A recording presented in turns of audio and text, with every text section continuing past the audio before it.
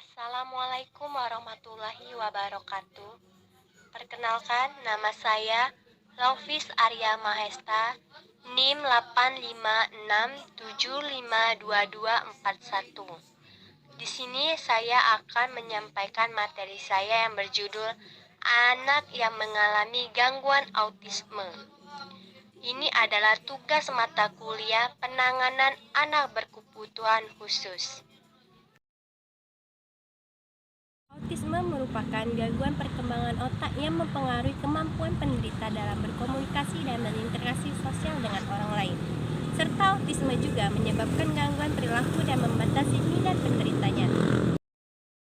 Nah, kapan bisanya semua screening dan diagnosis yang dirancang untuk autisme mendeteksi autisme dapat dilakukan paling sedini mungkin hanya umur 18 bulan.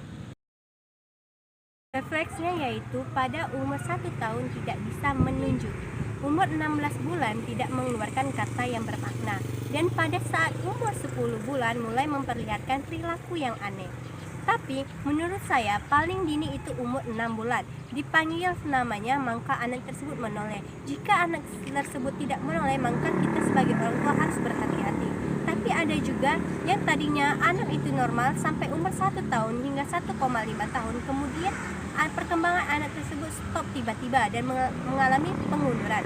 Kata-kata yang hilang dan anak tersebut tidak ingin berinteraksi. Ini disebut dengan tipe regresi. Kira-kira anak yang mengalami ini tersebut terdapat 10% sampai 50%. Tipe regresi ini lebih menakutkan dibandingkan dengan anak yang autisme yang diketahui sejak awal mulanya. Pada saat ini, penyebab autis tidak diketahui dengan jelas dan pasti. Namun, resiko terjadinya gangguan autisme dapat meningkatkan apabila terdapat faktor genetika dan lingkungan.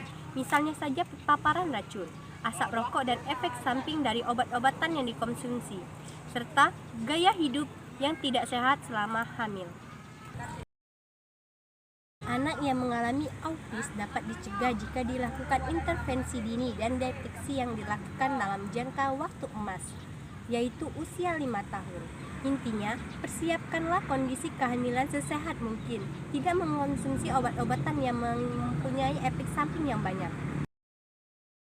Penanganan yang kita dapatkan untuk anak autisme yaitu mengikutkan anak pada terapi seperti Applied Behavior Analysis yang bisa disebut dengan ABA, sensory integrasi yang disingkat dari SI, dan terapi bicara.